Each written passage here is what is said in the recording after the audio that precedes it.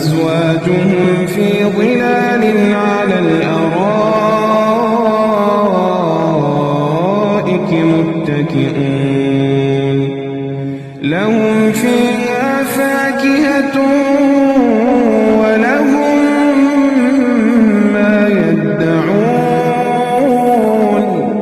سلام قولا من رب رحيم وامتازوا اليوم أيها المجرمون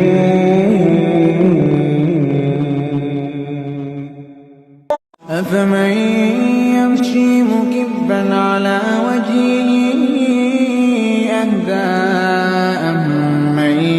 يمشي سويا على صراط مستقيم قل هو الذي أنشأكم وجعل لكم السمع والأبصار والأفئدة قليلا